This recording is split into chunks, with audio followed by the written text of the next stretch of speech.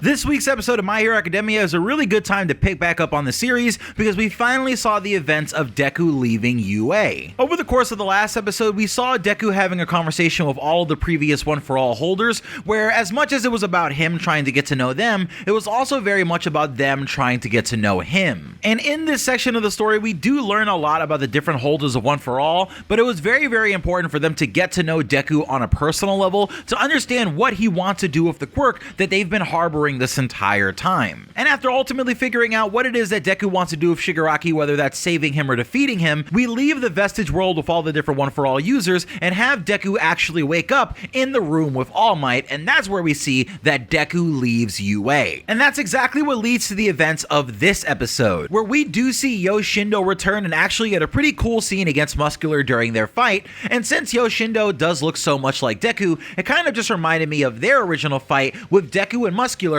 where Deku was pretty much just being crushed and manhandled for a while before he was able to get the victory over up on Muscular. Of course, that means that Muscular returns as well in this episode, who we saw briefly during the prison break, and now here he is unleashed in full fashion, just as unhinged as ever, but I gotta say my favorite characters are the crazy ones. Now here's where I want to do a quick comparison from the anime to the manga, because they actually did a little bit of a difference in this scene. Maybe it's not as much of a difference and it's just they didn't really capture the quality of the scene in the manga, but as you can see in Hexamendel's amazing colored art of Horikoshi's art in the manga, you can see when Muscular dives into this building in front of Yoshindo and kind of pokes out of it, it looks a lot better in the manga version, with him looking a lot more imposing than he does in the anime. Now of course, after a little small skirmish, we have Deku arriving to save Yoshindo, and this is where we get the surprise that Deku's smokescreen is actually purple, which kind of gives off the vibe that it's poisonous or something, but I think that this was just a choice from the anime team to bring Deku's smoke more in line with the other two smoke quirk users we've seen in the series, like Midnight and Mustard,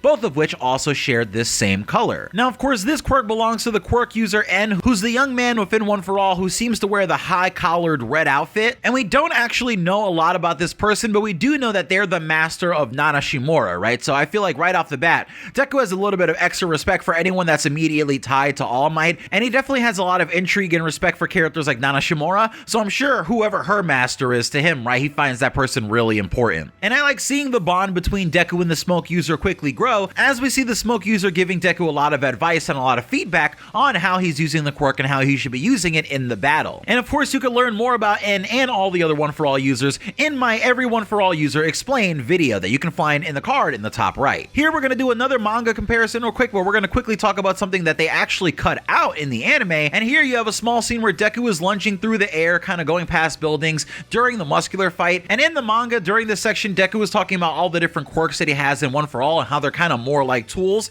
and on the page, we actually see the different quirks of One For All represented as tools. So you have Float being the jetpack, you have Smokescreen being the small little smoke flare that Deku's carrying, and of course you have Black Whip being the rope that Deku is carrying in the other hands. And I really like when Horikoshi takes his time to find more kind of analog versions of these quirks. I do like the analog kind of representation that Horikoshi found for Deku's last quirk, which we won't be talking about in this video here because it's spoilers for anime onlys, but this is just something that I like when Horikoshi does it. And here's where we're going to get one last manga comparison for this section of the video, where you have Muscular coming out of the smoke and attacking Deku, and in the anime, Deku kind of just uses little Delaware smashes in the air, like using Air Force to move himself away from Muscular's attacks, and it really isn't all that impressive. I mean, yeah, he's dodging Muscular using Danger Sense and Air Force, but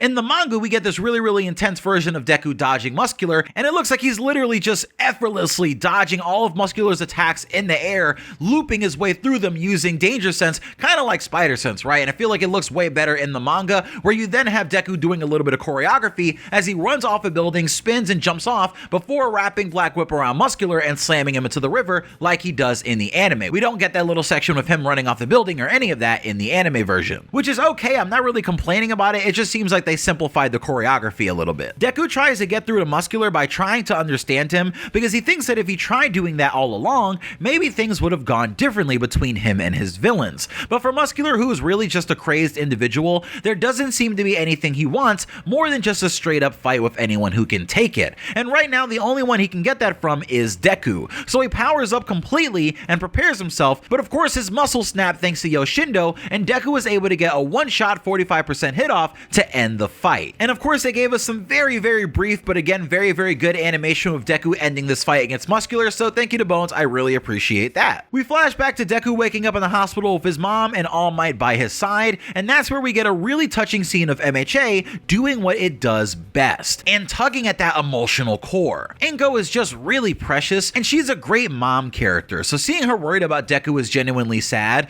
but he is on a path right now that he can't or at least won't stop on. And it's sad knowing how far he goes in this arc, that even in this moment where he's promising his mom he'll make it back to her, he's setting himself on a path of self-destruction that he might not make it back from. And the core of why he's doing that, more than just the threat of Shigaraki lingering over him and all of his friends, is the scene where we see young Deku plays hero of his mom and he saves her. Her saying thanks to Deku made Deku happier than anything else in the world, and now there's someone out there that only he can save, so he needs to pursue that. From that point on, All Might decides to go along with Deku, and anime onlys watch this plotline very closely because it's gonna get very dramatic pretty soon between some of these characters. If you wanted to skip the wait for more episodes of this arc though, you can watch my video telling the full story of the Vigilante Deku arc from start to finish. And that's gonna be in the card in the top right and also in the end screen. But moving on, what we see after the meeting of Inko is Deku pretty much forming My Hero Academia's Avengers. You have the three top heroes of Japan, Best Jeanist, Hawks, and Endeavor.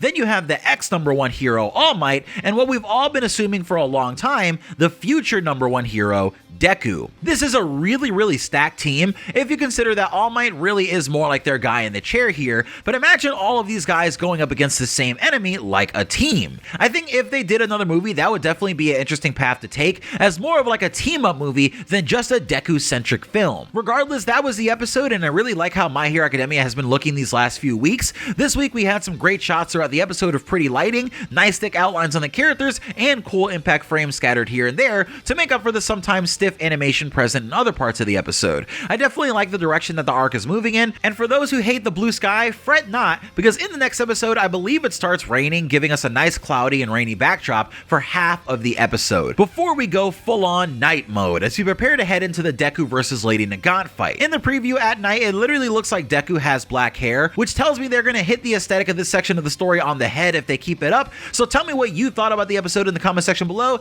and my manga heads, try not to spoil the anime onlys if you can. And anime onlys, if you want to get ahead and watch the story without waiting a full month or more for it to all end, you're free to either watch the full story video on Vigilante Deku or any of the individual parts that we have as uploads if you just want to watch a specific section like the prison break or the Deku fights.